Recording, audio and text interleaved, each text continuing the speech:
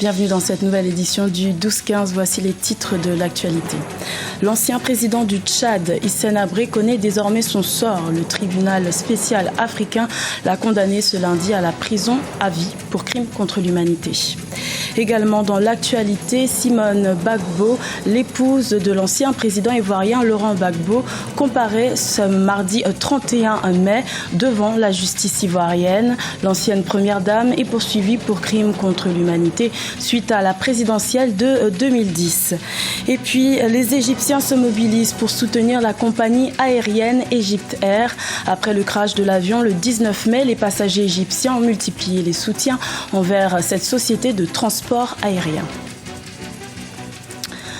Le verdict est tombé dans le procès de l'ancien président du Tchad, Hissène Habré. Le tribunal spécial africain l'a reconnu ce lundi 30 mai à Dakar coupable de crimes contre l'humanité, de crimes de guerre et de viol et l'a condamné à la prison à vie. Ce procès ouvert depuis juillet 2015 est historique puisque c'est le premier au monde dans lequel un ancien chef d'État est traduit devant une juridiction d'un autre pays pour violation présumée des droits de l'homme. Je vous propose d'écouter le verdict prononcé il y a quelques heures. Comme circonstance atténuante, la Chambre a pris en compte l'âge de l'accusé, le fait qu'il serait un bon père de famille et qu'il ait aidé des proches.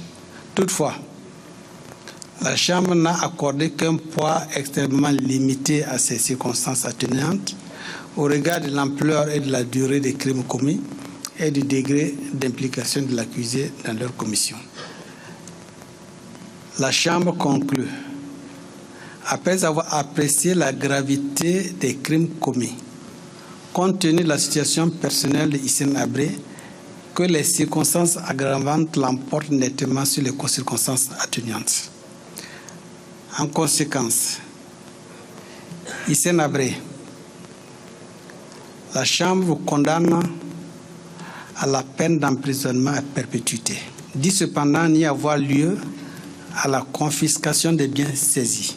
Hissène Habré, la Chambre vous informe que vous disposez d'un délai de 15 jours à compter de la date de prononcé de ce jugement pour faire appel de la décision conformément à l'article 360 du Code de procédure pénale.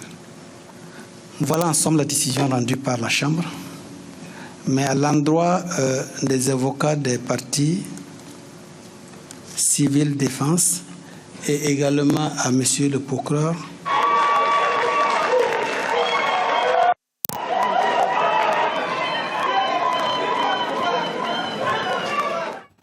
Je vous le disais en titre, l'ancienne première dame de la Côte d'Ivoire, Simone Gbagbo, comparaîtra ce mardi 31 mai devant la justice ivoirienne dans le cadre des assises. L'épouse de Laurent Gbagbo, qui est actuellement jugée devant la Cour pénale internationale pour crimes contre l'humanité, est également poursuivie pour crimes contre l'humanité par la justice ivoirienne. Pour rappel, la Cour suprême ivoirienne a rendu définitive le 26 mai sa condamnation à 20 ans de prison pour atteinte à la sûreté de l'État. Un procès ouvert en mars 2015. Je vous propose d'écouter l'avocat de Simone Gbagbo, maître Rodrigue Dadji.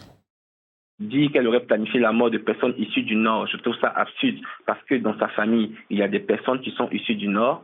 Dire qu'elle aurait planifié la mort de sympathisants proches du RHDP ou du RD, je trouve ça absurde parce que quel intérêt Mme Gbagbo a à faire tuer des personnes anonymes qui sont sympathisants du RDR alors que ces personnes-là ne constituent aucun danger pour elle.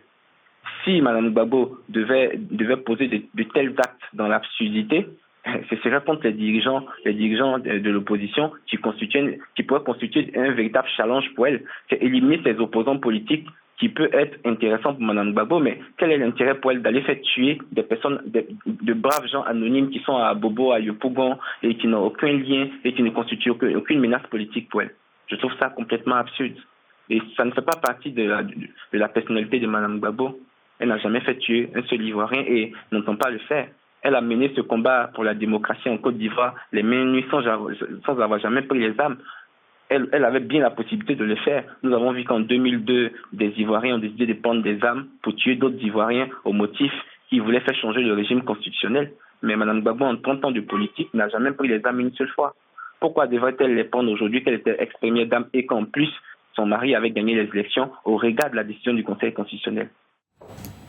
Dans le reste de l'actualité, la prévention semble être le meilleur outil pour lutter contre la cybercriminalité. Pour Ncho Yao, l'expert ivoirien en intelligence numérique a tenu une conférence samedi 28 mai à Brazzaville pour sensibiliser les jeunes Congolais à la sécurité informatique. Plus de précisions dans ce reportage de notre correspondant Deva Panzo.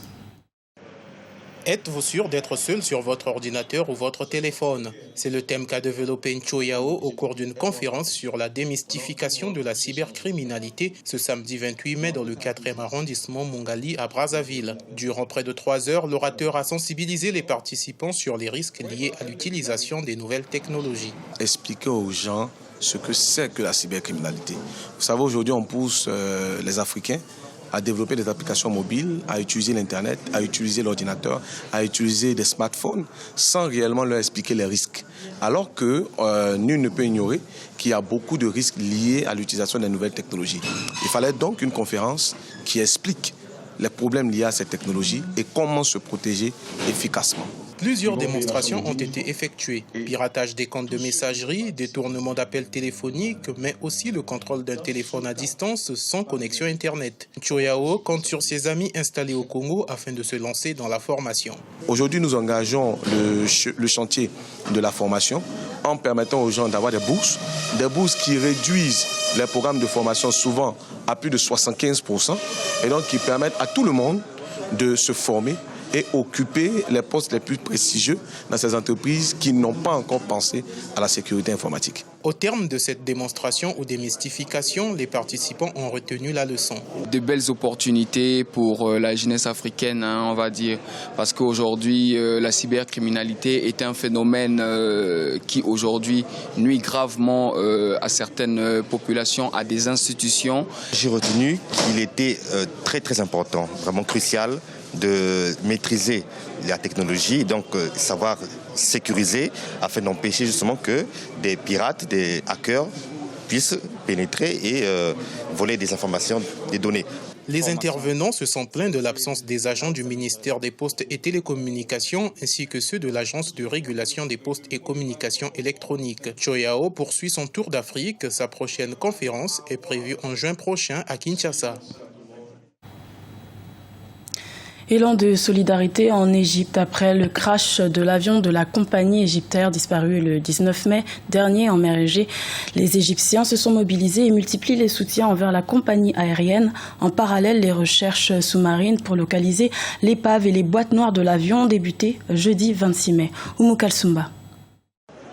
La disparition de l'Airbus A320 de la compagnie Egyptair dans la nuit du 18 au 19 mai assurant le vol MS-804 entre Paris et Le Caire a provoqué la tristesse et la consternation du monde entier, notamment de la communauté arabe. Afin de soutenir le transporteur égyptien, de nombreux ressortissants arabes ont voyagé via Egyptair. D'autres ont remplacé leur billet d'avion avec celui du transporteur égyptien. Selon de nombreux observateurs, la compagnie multinationale Egyptair n'a pas annulé un seul vol après le crash du vol MS-804. La disparition de l'avion d'Egyptair a attristé le monde entier, notamment la communauté arabe. Nous soutenons l'Égypte et nous compatissons à la douleur. Je suis venu au Caire avec Egyptair, c'est pour prouver que nous sommes unis. Selon le ministère de l'Intérieur, des opérations de recherche ont été menées par les forces aériennes et navales de l'Égypte, de la Grèce, de la France et des États-Unis. Parallèlement, une forte mobilisation a été notée au sein de la communauté arabe.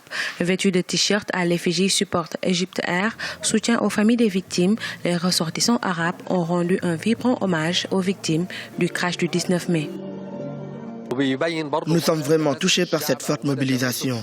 Musulmans, chrétiens, riches, pauvres, tous sont venus de loin pour nous soutenir. Cela montre qu'il y a une solidarité au sein du peuple arabe. Les Égyptiens nous aident à surmonter cette épreuve. Selon le ministère égyptien de l'aviation civile, l'Airbus A320 transportait 66 passagers, dont 10 membres d'équipage. Il a également annoncé qu'il n'y a pas de survivants. La thèse de l'attentat a été évoquée, cependant, aucun groupe terroriste n'a encore revendiqué l'acte. C'était le journal de la rédaction. Merci de l'avoir suivi. L'information continue sur Africa 24.